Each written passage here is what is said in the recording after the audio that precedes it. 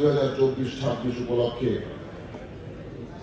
বাণিজ্যিক রাজধানী চট্টগ্রামে মিজান লাবলু বসার পরিষদের পরিষদ সভার সম্মানিত সভাপতি তথা চট্টগ্রাম সিএনএ অ্যাসোসিয়েশনের সম্মানিত সভাপতি এ.কে.এম. আক্তার হোসেন, একাধারে তিনি federation of Bangladesh customs clearing and forwarding অ্যাসোসিয়েশনের মহাসচিব, আমাদের চট্টগ্রাম অ্যাসোসিয়েশনের সম্মানিত বিপ্লবী সাধারণ সম্পাদক জনাব কাজী মাহমুদ ইমাম বিলু, চট্টগ্রাম সিএনএ অ্যাসোসিয়েশনের সম্মানিত উপদেষ্টাবৃন্দ, ঢাকা কাস্টমস অ্যাসোসিয়েশনের সম্মানিত সভাপতি তথা federation of Bangladesh customs clearing and forwarding অ্যাসোসিয়েশনের সম্মানিত সভাপতি বন্ধু মিজানুর রহমান সহ ঢাকা কাস্টমস অ্যাসোসিয়েশনের কার্যকরী কমিটির সদস্যবৃন্দ এবং আমার সামনে উপবিষ্ট টেকনাফ থেকে তেঁতুলিয়া থেকে আগত তথা চট্টগ্রামের সকল প্রান্তীয় সিএনএ ভাই ও বোনরা, আসসালামু আলাইকুম। আমাদের আজকের পরিচিতি সভা মূলত চট্টগ্রামে ব্যবসারত ঢাকা কাস্টমস অ্যাসোসিয়েশনের সম্মানিত সদস্য ভোটারদের উদ্দেশ্যেই, পাশাপাশি আমাদের চট্টগ্রামের ভোটার নয় এমন চট্টগ্রামের বন্ধু যারা আছেন মালিক, তারাও অংশগ্রহণ করেছেন। আমি সর্বপ্রথমেই বিগত সময়ে বা বিগত 3 বছরে, আপনারা জানেন ঠিক 3 বছর আগে আমরা এখানে ঢাকা কাস্টমস অ্যাসোসিয়েশনের গণতন্ত্র মুখ থুবড়ে পড়ার জায়গা থেকে উত্তরণের জন্য আমাদের নির্বাচন আদায় করে যে নির্বাচন ঘোষণা করা হয়েছিল, সেই নির্বাচনের মিজান লাবলু বাসার পরিষদের এই জায়গাতেই একটি প্রজেকশন মিটিং আমাদের অনুষ্ঠিত হয়েছিল। ইতিমধ্যে 3 বছর পার হয়ে গেছে। বিগত নির্বাচনে আমাদের এই পরিষদকে নিরঙ্কুশ ভোটে বিজয়ী করে বিগত 3 বছর সঠিকভাবে কাজ করার জন্য, সহযোগিতা করার জন্য আমি আপনাদের সকলের প্রতি কৃতজ্ঞতা জ্ঞাপন করছি। পাশাপাশি ইতিমধ্যে যে সমস্ত সিএনএ ভাই ও বোনেরা আমাদের মাঝ থেকে বিদায় নিয়েছেন, আমি শ্রদ্ধা করে তাদেরকে স্মরণ করছি এবং তাদের উভয়ের মাগফিরাত কামনা করছি এবং তাদের প্রতি আল্লাহ তাআলা যেন জান্নাতুল ফেরদৌস দান করেন সেই কামনা করছি। ইতিমধ্যেই আমাদের আজকের পরিস্থিতি সভায় আমাদের পরিষদের প্রার্থী এবং অন্যান্য কিছু বক্তব্য রেখেছেন। আমাদের ইচ্ছা করে অনেককে বক্তব্য দেওয়ার জন্যই যেন সুযোগ দিতে পারি, কিন্তু সময়ের স্বল্পতার জন্য আমরা আসলে এবং রাত বেশি হয়ে যাচ্ছে, সেই জায়গাটি সংক্ষেপ করার জন্যই আমরা মূলত আমাদের স্পেসিফিক জায়গাগুলি নিয়ে আমরা কথা বলবো। ইতিমধ্যে কিছু কথা বলা হয়েছে। গতকালকে আমাদের এই নির্বাচনকে ঘিরে এই চট্টগ্রামের হল 24 আমাদের প্রতিদ্বন্দ্বী পরিষদ শাহজাহান পাটোয়ারি ফারুক পরিষদ গতকাল তারা প্রজেকশন মিটিং করেছে। আমরা এবারে নির্বাচনের প্রতিদ্বন্দ্বিতায় নেমে ধারাবাহিকভাবে আজকে আমাদের 6ষ্ঠ মিটিং। ইতিমধ্যে এর পূর্বে আমরা ঢাকা বানাপুর মিলে 5টা মিটিং করেছি। আজকে আমাদের 6th প্রজেকশন মিটিং। এরপরে আগামী 27শে মে ঢাকাতে সিনেমা মঞ্চে আমাদের ফাইনাল প্রজেকশন মিটিং হবে। আপনারা যারা সময় এবং সুযোগ পাবেন, আমি সকলকে ইনভাইট করবো আমাদের 27 তারিখের চূড়ান্ত প্রজেকশন মিটিংয়ে অংশগ্রহণ করার জন্য। ইতিমধ্যে আমরা মূলত আপনারা জানেন যে ঢাকা কাস্টমস অ্যাসোসিয়েশনের 2013-14 মেয়াদে যারা নির্বাচিত হয়েছিল, তারা 2 বছরের জন্য নির্বাচিত হয়ে ষড়যন্ত্রমূলক মামলা করে 8.5 বছর ক্ষমতায় টিকেছিলেন। এই পরিষদ বিগত নির্বাচনে প্রতিদ্বন্দ্বিতা করেছে, আবারও প্রতিদ্বন্দ্বিতা নেমেছে। আমাদের বিরুদ্ধে, বিশেষ করে এই পরিষদের প্রেসিডেন্ট এবং সাধারণ সম্পাদকের বিরুদ্ধে তাদের একটাই প্রথম অভিযোগ এবং প্রধান অভিযোগ, যেটি তারা গত নির্বাচনেও করেছিলেন, এবারে নির্বাচনেও করে যাচ্ছেন। অন্যান্য মিথ্যাচারের কথা বাদ দিয়ে আমি স্পেসিফিক কথা বলতে চাই। এটি আমি গীবত না, আমি ঘটনা বলছি।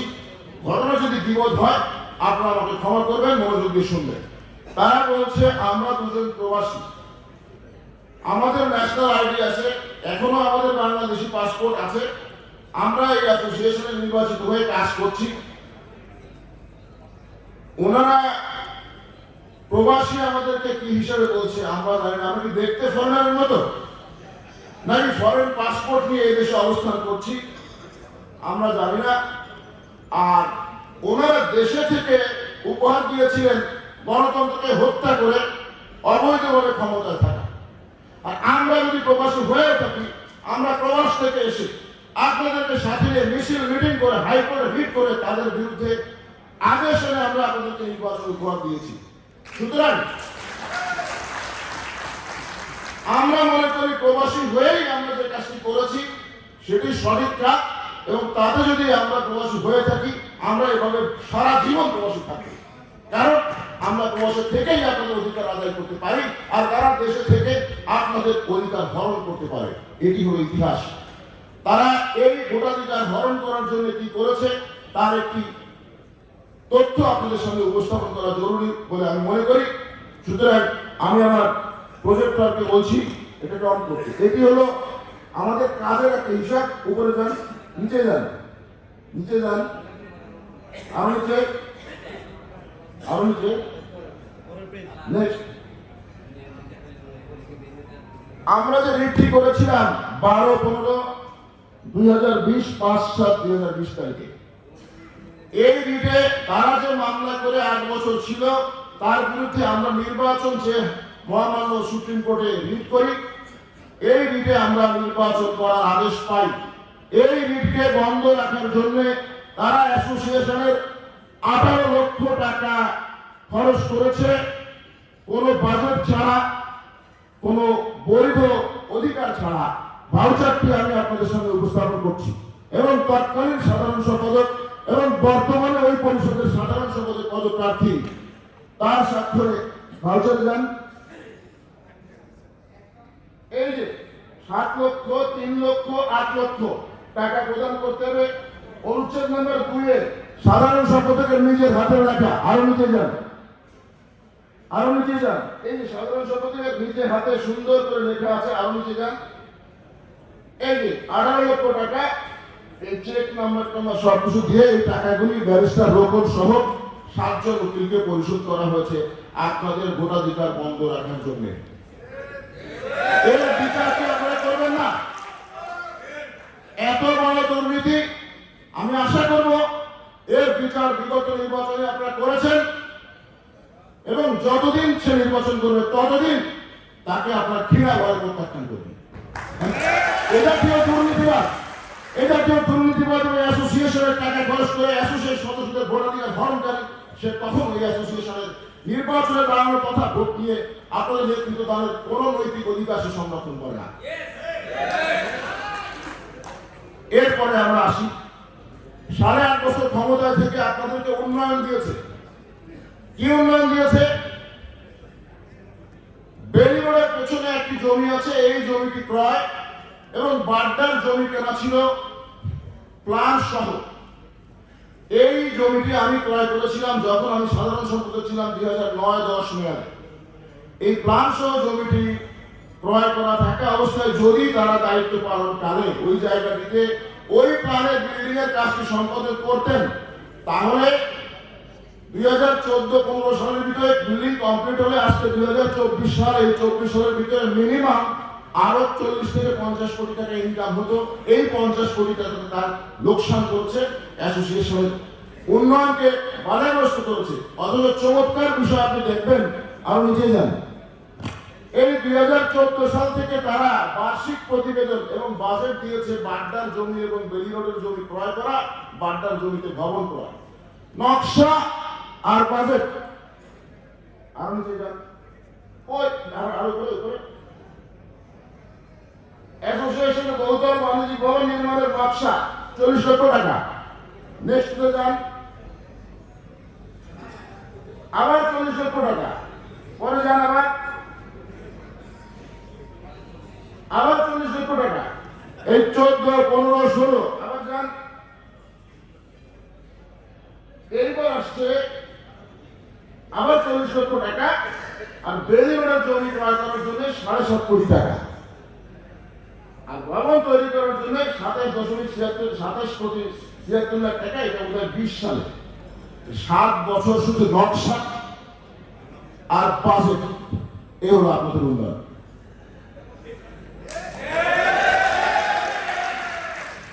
এখন আপনারা কি আগামীতে এরকম উন্নয়ন চান?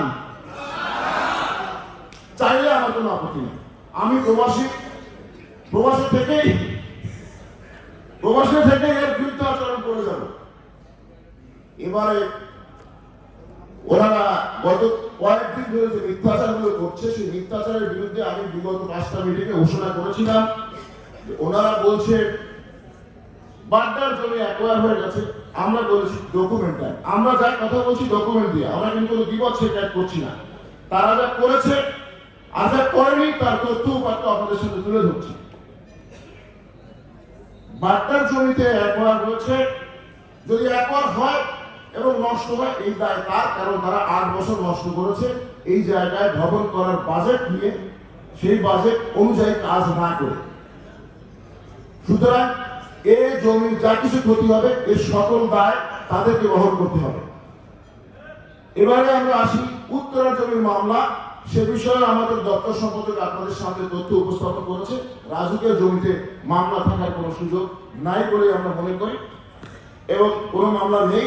এই বিষয়ে আমি একটি চ্যালেঞ্জ ঘোষণা করেছিলাম আমার নির্বাচন ঘোষণা শুরু থেকে, যদি বাড্ডার জমি উত্তরার জমিতে কোনো প্রকার আইনগত অবৈধতা কেউ প্রমাণ করতে পারে তাহলে আমি নিজ থেকে 1 কোটি টাকা তাকে পুরস্কার দিব আর আমি এই নির্বাচন থেকে সরে দাঁড়াবো। আজ 21শে মে, আজ পর্যন্ত ওই পরিষদ থেকে কোনো তথ্য উপাত্ত নিয়ে আমাদের সামনে হাজির হয় নাই, আপনাদের সামনেও কোনো তথ্য উপস্থাপন করে নাই। শুধুমাত্র স্টেজে দাঁড়িয়ে ঔষধ রাখা লেকচারের মতো করে হাত পাড়ে কিছু লেকচার দিয়ে চলে গেছে। ওরকম লেকচার আমরা দিয়েছি ছোট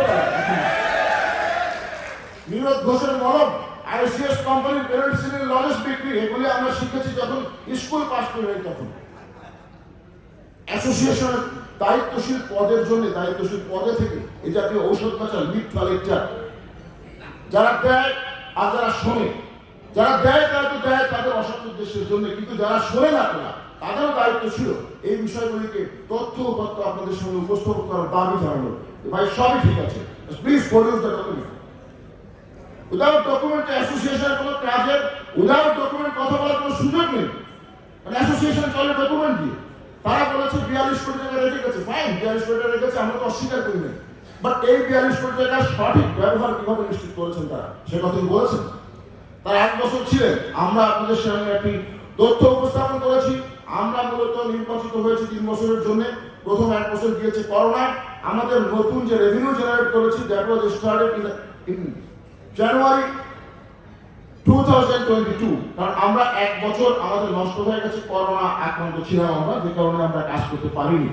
আমরা তারপর রেভিনিউ রিভাইজ করে আমরা নভেম্বর, আমরা যেটা ইসি কমিটির সিদ্ধান্ত ছিল যে আমরা এটাকে নেক্সট ইয়ার এজিএম এ চালু করবো, আমি বলেছি না, আমরা এই বছর ইজিএম করে করবো।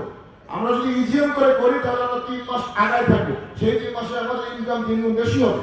জনগণের দাবি, আমাদের সদস্যদের দাবি ছিল যে দীর্ঘদিন ধরে যে হারে আমাদের রেভিনিউ আছে, চাঁদা আছে, এটাকে আপনারা বাড়িয়ে দেন। আমরা তাদের অনুমতি নিয়েই ইজিএম এর মাধ্যমে রেভিনিউ রিভাইজ করি, রিস্ট্রাকচার করি এবং আমরা জানুয়ারি মাস থেকে শুরু করেছি। সুতরাং আমাদের যে বর্ধিত ইনকামটা হয়েছে 1,80,90,00,000 টাকা, এটা জানুয়ারি 2022 থেকে শুরু হয়েছে। আমরা এর 1 বছর পিছিয়ে আছি। সুতরাং তাদের যে ইনকামটা ছিল আগের ধারায়, সেটা 2021 সাল পর্যন্ত ছিল। সুতরাং আমরা 2 বছর বর্ধিত হিসাবে ইনকাম করেছি। তারা যে টাকার কথা বলছে এই টাকাগুলো ছিল 47 বছর বা 46 বছরের এই টাকাটা ইনকাম ছিল। আর বাকি 2 বছরে আমরা এই টাকাকে 103 কোটি টাকায় উন্নীত করেছি। এখনো আমাদের হাতে 6 কোটি টাকা ক্যাশ আছে এবং এই ইনকাম যে হারে প্রবৃদ্ধি হয় বর্তমানে সারা বিশ্বে, আমরা জানেন ইকোনমিক রিসেশন চলতেছে, যার কারণে আমাদের বিএফএমপি এবং আমদানি কমে গেছে। এটা যদি আবার স্বাভাবিক হারে বৃদ্ধি পায়, জিওমেট্রিক্যাল অ্যাটলিস্ট এভরি ইয়ার যে প্রবৃদ্ধির স্বাভাবিক ধরন যেটা 10%, 20%, কারণ বাংলাদেশ রপ্তানি এবং আমদানি, রপ্তানি বাড়লে আমদানি বাড়বে। কারণ রপ্তানিতে বাংলাদেশের কোনো 100% রিসোর্স বেস কোনো রপ্তানি কিন্তু বাংলাদেশ নাই। বাংলাদেশ হলো আমদানিকৃত পণ্যকে প্রসেস করে এক্সপোর্ট করে। আর আমরা যেটা মেজরিটি সেক্টরে আমরা লেবার এক্সপোর্ট করি, আমরা কিন্তু আমাদের কোনো প্রোডাক্ট এক্সপোর্ট করি না। ওই পরিমাণ র মেটেরিয়ালস আমাদের দেশে নাই। আর আমাদের শতভাগ অর্থনীতি যেটা গভর্নমেন্টের রাজস্বের দিকে যায় সেটা হলো আমদানি উপরেই আদায়কৃত রাজস্ব সরকারের সিংহভাগ ইনকাম। আমাদের নিজস্ব যে খাত আছে কৃষি, সেটা কিন্তু কর মুক্ত, সুতরাং সেখানে আয়ের জায়গাটা খুবই দুর্বল। যাই হোক, আমাদের এই আয় প্রবৃদ্ধি হবে প্রত্যেক বছর 10-20%, এবং আমরা আশা করছি আগামী 2-3 বছরের ভিতরে এটি 2-3 কোটি টাকা ক্রস করবে। আমাদের 20,000 টাকার যে বিষয়টি এসেছে, আমাদের অর্থ সম্পদের চমৎকার একটি হিসাব দিয়ে গেছে, এবং এই হিসাবই সঠিক, আমি এই বিষয়ে আর কথা বলতে চাই না। পাশাপাশি আমাদের তারা বলছে তৃতীয় শক্তি অ্যাসোসিয়েশন চালায়। আমরা আমাদের বিগত নির্বাচনের প্রতিশ্রুতি মোতাবেক আমি বিশ্বাস করি চট্টগ্রাম অ্যাসোসিয়েশন একটি মডেল অ্যাসোসিয়েশন। এই অ্যাসোসিয়েশনকে আমি ব্যক্তিগতভাবে অনুসরণ করি, কারণ তাদের ভালো কাজগুলো অনুসরণ করা অপরাধ না, এটা বরং আমার নৈতিক দায়িত্ব। চট্টগ্রাম অ্যাসোসিয়েশনের গণতান্ত্রিক ধারা অব্যাহত রয়েছে, তারা মামলা করে কখনো ক্ষমতায় থাকেনি। এবং আমি জানি একটি রেফারেন্স দিতে চাই, কোনো অসৎ উদ্দেশ্যে না বা অপব্যাখ্যার জন্য না, জাস্ট কোটিং রেফারেন্স, যে চট্টগ্রাম অ্যাসোসিয়েশনের কোনো ব্যবসায়িক এবং একটা ছোট্ট কনফ্লিক্ট নিয়ে অ্যাসোসিয়েশন এবং আমার বন্ধু সরকারের সঙ্গে একটা মামলা হয়েছিল, আপনারা জানেন। এই মামলা নিষ্পত্তির জন্য অ্যাসোসিয়েশন এবং আমার আটলান্টিক তারা নেগোসিয়েশন করেছে, 1 টাকা অ্যাসোসিয়েশন থেকে খরচ করে না। টোটাল টাকা আক্তার ভাই বাচ্চু ভাই তাদের নিজের খরচ থেকে খরচ করেছে। আর আমার অ্যাসোসিয়েশনের সাধারণ সম্পাদক 18 লক্ষ টাকা খরচ করে আমাদের ভোট দেওয়া বন্ধ রেখেছে। যাই হোক, চট্টগ্রাম অ্যাসোসিয়েশনে দীর্ঘদিন ধরে আমি দেখেছি সাব কমিটি করে কাজ করা, অর্থাৎ যারা ইসি কমিটি থাকে এত বৃহৎ পরিসরে কাজ করার জন্য এই ইসি কমিটির স্বল্প কয়েকজন সদস্য পক্ষে সম্ভব না। তারা সাধারণ সদস্যদের ভেতর থেকে নিয়ে আরো অনেক লোক নিয়ে সাব কমিটি করে। এটা আমার কাছে খুব ভালো লেগেছিল। আমার প্রতিশ্রুতি ছিল, আমি যদি কোনোদিন ঢাকা কাস্টমার অ্যাসোসিয়েশনের নেতৃত্বে আসতে পারি, আমিও তাদেরকে অনুসরণ করে সাব কমিটি করবো এবং তাদেরকে সাথে নিয়ে কাজ করবো। তাই ধারাবাহিকতা বিগত নির্বাচনে নির্বাচিত হয়ে আমরা সাব কমিটি করি 257 জন সদস্যকে নিয়ে, এবং তাদেরকে নিয়ে আমরা কাজ করেছি। এবং আমরা উপদেষ্টা কমিটি করেছি। এই উপদেষ্টা কমিটি গঠন করে, সাব কমিটি গঠন করে স্বচ্ছতা জবাবদিহিতা নিশ্চিত করার জন্য কাজ করা যদি হয় থাক তৃতীয় শক্তি। এই তৃতীয় শক্তি আমি যতদিন ক্ষমতায় আসবো ততদিন বারবার করবো, এটি আমার প্রতিশ্রুতি। আমরা অ্যাসোসিয়েশন করার ব্যক্তিগত সম্পত্তি না, আর আমরা এখানে কোনো নেতা না, আমরা ক্ষমতা বলে এখানে কোনো ক্ষমতা নেই, বিকজ আমরা কোনো আইন প্রণয়ন করি না। ক্ষমতা তাকেই বলে যিনি আইন প্রণয়ন করে এবং আইন প্রয়োগ করে। আমাদের এখানে আইন প্রণয়ন এবং প্রয়োগের কোনো ক্ষমতা নাই। আমরা জাস্ট ভলেন্টারি সার্ভিস দেই টু সার্ভ আওয়ার কমিউনিটি। স্বেচ্ছাসেবী আমরা এখানে কোনো বেনিফিট নেই না, আমরা কোনো বেতন নেই না। আমাদের এমপি সাহেবরা সেবা দেয়, তারা বেতনের বিনিময়ে সেবা দেয়, তারা আমাদের কর্মচারী, আমরা কিন্তু কর্মচারী না। আমরা হলাম স্বেচ্ছাসেবক, আপনাদের মনোনীত। সুতরাং সেই জায়গা থেকে আমাদের সকল অধিকার নষ্ট করে আমরা এখানে কোনো সেবা করতে আসি না। আমরা আমাদের সময়, শ্রম, মেধা শতভাগ আল্লাহর রাস্তায় বিলীন করে আপনাদের সেবা করার জন্য এসেছি। আমাদের এখানে কোনো ব্যক্তিগত রাজ নেই, আমরা এইভাবেই করে যাব। এরপর তারা অনেক বলেছেন, আসলে এত কথা বলতে গেলে রাত পোহায় যাবে, উন্নয়নের কথা বলতে গেলে রাত পোহায় যাবে, এত কথা বলা যাবে না। আর তাদের কোনো সমালোচনা আমরা করতে চাই না, তারা যে কাজ করেছে আমি তাই আপনাদের কাছে তুলে ধরছি। আচ্ছা, মাঠে থাকার ব্যাপার, তারা বলছে আমরা প্রবাসে থেকে যতদিন মাঠে ছিলেন, ওনারা দেশে থেকে কতদিন মাঠে ছিলেন। আমার ঢাকা সিএনএ এজেন্টদেরকে আমি জানতে চাই, তারা 8 বছর ক্ষমতায় থেকে কতবার মাঠে ছিলেন। তারা কখনো ঢাকা কাস্টমার যায় নাই, কারণ সাধারণ সম্পদের পদপ্রার্থী তিনি হলেন আইসিটি কেন্দ্রিক ব্যবসায়ী। তিনি এয়ারপোর্টে যেতেন 2 মাস 3 মাস পর পর, এই গাড়ি নিয়ে ঘুরে টিফিন ক্যারিয়ার নিয়ে যেতেন। উনি সাথে টিফিন বাটি পাঠান, এবং উনি টিফিন বাটি নিয়ে যেয়ে কিছুক্ষণ চারতলায় গল্প করে নিজের বাড়িটা ঘুরে নিজের ভাতটা খেয়ে আবার চলে যেতেন। He never been in customs house. সে কখনো কাস্টমার হাউসে ঢুকে সদস্যদের সমস্যা সমাধানের কাজ করে না। আই গ্যারান্টি, আমি নিশ্চিত করে বলছি, আমার চট্টগ্রাম অ্যাসোসিয়েশনের আক্তার ভাই, বাচ্চু ভাই, বিনু ভাই, এখানকার ইসি কমিটি সারাদিন কাস্টমার থাকে, তারা কাজ করে। ভুল হতে পারে, কম হতে পারে, কারো প্রতি একটু বেশি হতে পারে, তারা কিন্তু মাঠে থেকে কাজ করে। সিএনএ এজেন্টের নেতৃত্ব তিনিই হবেন যিনি নিজের বিলাফিটি বাদ দিয়ে সদস্যের বিলাফিটি সমাধানে কাজ করবেন, যিনি নিজের বিলাফিটি নিয়ে চিপায় চাপায় থাকবে, আমতলায় থাকবে, আর সন্ধ্যাবেলায় যে কাস্টমার অফিসারের নেগোসিয়েশন করবে। আর সদস্যরা কষ্টে কষ্টে ভুগবে। তিনি নেতা হলে এই বিগত 8 বছর যেভাবে গেছে আগামী 100 বছর সেভাবেই যাবে ঢাকা কাস্টমার অ্যাসোসিয়েশন। তো তারা যেটি বলেছে, আমরা যতদিন আমরা সারাক্ষণ মাঠে থেকেছি, আমার পরিষদের এই পরিষদের যারা প্রার্থী ছিল, আপনারা ঢাকা কাস্টমারে যেয়ে থাকেন, কাজ করেন, আমার যারা মাঠে থাকে আপনারা দেখেছেন, তারা 18 ঘন্টা এয়ারপোর্ট থাকে অথবা আইসক্রিম থাকে। আমরা সেই সমস্ত লোকদেরকে প্রার্থী করছি। ভবনকে হোটেল বানিয়েছে। ভবন হলো কর্মস্থল, এয়ারপোর্টের আশেপাশে খাবার কোনো জায়গা নেই, আর যা আছে that is very dirty and rubbish, সেগুলি খাওয়া যায় না। তারপরেও আমার সদস্যরা সেগুলি খায়। আমরা নির্বাচিত হওয়ার পরে আমার কার্যকরী পরিষদের সিনিয়র সহ সভাপতি মৌসুম আমার লাগলো, তিনি আর অনেক লোক আছে যারা মুরব্বী বয়স্ক, তারা এখন চলতে পারে না, হাঁটতে পারে না, ওই সময় কাটানোর জন্য আসে, বাসায় লোক নাই, অনেকে আছে কাজ নাই, এয়ারপোর্টে সময় কাটায়। তিনি বিগত 1 বছর যাবত একটা কাজ করেছে, বাসা থেকে বাবুর্চি দিয়ে ওরা আসে, রান্না করে 50-60 জন লোকের খাবার নিয়ে আসে দুপুরবেলায়। এবং আমি দেখেছি যারা দুপুর জোহরের নামাজ পড়ে এসে এই হোমমেড ফুডটা দুপুরবেলা তারা খায়, ডাল ভাত সবজি মাছ এরকম আছে। আমিও 2-4 দিন খেয়েছি। এইটাকে তারা বলছে হোটেল বানিয়েছে। আপনাদের বাসা বাড়ি হতে হোটেল, হোটেল না? আপনার বাসায় ভাত খান না, খান না? আপনার বাসা বাড়িতে প্রত্যেকের বাসা বাড়ি হোটেল। আমরা কাজ করি কেন? আমার ফান্ডামেন্টাল নিড ইজ ফুড। আমাদের মৌলিক যে প্রয়োজনগুলো, আমাদের টয়লেটও একটা ফান্ডামেন্টাল নিড, খাওয়াও একটা ফান্ডামেন্টাল নিড। আমার বাসায় কিচেনও আছে, টয়লেটও আছে, খাওয়ার জায়গা আছে। আমরা যেখানেই কাজ করি সকল জায়গায় আমরা খাই, কারণ খাওয়ার জন্যই তো আমরা কাজ করি। আমরা অফিসে খাই না, তো অফিস কি হোটেল? মানে তারা অপব্যাখ্যা করতে করতে তাদের কাণ্ড জ্ঞান শতভাগ বিলুপ্ত হয়ে গেছে। কোনটাকে কি বলবে সেই বোধ তারা হারিয়ে ফেলেছে। সুতরাং এই যে বিভিন্ন বিষয় নিয়ে অপব্যাখ্যা করে বিভিন্ন কর্মকাণ্ডকে ডিসইন্ডিকেট করা, আমি মনে করি এটা তাদের সাধারণ জ্ঞানের লোপ পাওয়ার কারণে তারা এই সমস্ত আবল তাবল বকছে। এই বিষয়টি আমলে নেওয়ার যোগ্য নয়। এরপরে লাইসেন্স নবায়নের খরচের কথা বলেছে। তারা লাইসেন্স নবায়নের বিষয়ে আপনারা জানেন যে কাস্টমস যতই দিন যাচ্ছে ততই সিএনএফকে চরমভাবে নিপীড়ন করার চেষ্টা করছে। বিশেষ করে বর্তমান চেয়ারম্যান আসার পর থেকে সিএনএফ এজেন্টদের উপরে নিপীড়ন মারাত্মক হারে বৃদ্ধি পেয়েছে। আমরা সকলেই জানি আমাদের কাস্টমস আইনে যে 2016 সালে এবং 2020 সালে কালাকানুন হয়েছে, ওনারা যখন দায়িত্বে ছিলেন তখন কিন্তু ফেডারেশনকে নিয়ে তারা কিছু করতে পারে নাই। আমরা দায়িত্বে আসার পরে সমগ্র ফেডারেশনকে চাঙ্গা করে আক্তার ভাই, বিনু ভাই সহ আমরা মুখ্য ভূমিকা থেকে ফেডারেশন আন্দোলন করে আমাদের দুটো দাবি আদায় করেছি। এরপরে কাস্টমস অ্যাক্ট 23 যেটা চালু হতে যাচ্ছে এই জুনের আগামী 6 তারিখে বাজেটে ঘোষণা হবে এবং 1 জুলাই থেকে এটা ইফেক্টিভ হবে। সেখানে 82 ধারার ঘটে একটি ধারা বলা হয়েছে যে আমদানিকারকের মিথ্যা ঘোষণার কারণে সিএনএফকে সমভাবে দায়ী করা হবে ই সাবমিটস বিল অফ এন্ট্রি।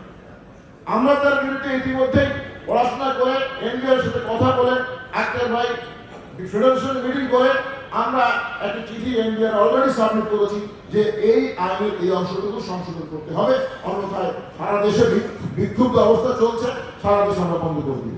এভাবে আমরা একটা চিঠি সাবমিট করে রেখেছি, যেহেতু আমরা এখনো দায়িত্বে আছি। যাই হোক, আমাদের 20,000 টাকার বিপরে ও অর্থ সম্পদ বলে গেছে। আমরা কাস্টমসের অন্যান্য কালাকানুনের বিরুদ্ধে প্রতিনিয়ত কাজ করে যাচ্ছি।